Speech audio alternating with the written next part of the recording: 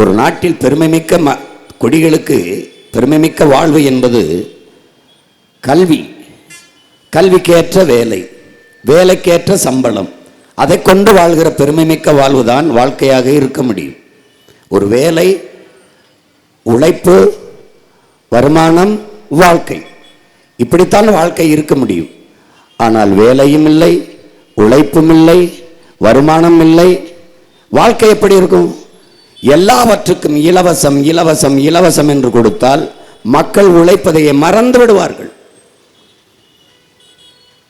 Venezuela என்ற ஒரு நாடு எண்ணெய் இலவசம், பணம் இலவசம், எல்லாம் இலவசம் இலவசம் என்று கொடுத்து மக்கள் மனத்திற்குள் நஞ்சை விதைத்து விட்டது. அதனால் அந்த நாடே இன்றைக்கு மிக மோசமான பொருளாதார வீழ்ச்சியை சந்தித்து அழிவின் விளிம்பில் நின்று கொண்டிருக்கிறது. பல்வேறு நாடுகள் இப்படித்தான்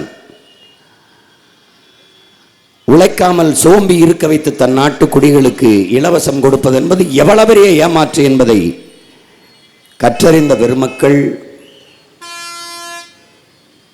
அறிவார்ந்த எனது சொந்தங்கள், படித்து கொண்டிருக்கிற என் தம்பி தங்கைகள் சிந்தித்து பார்க்க வேண்டும்.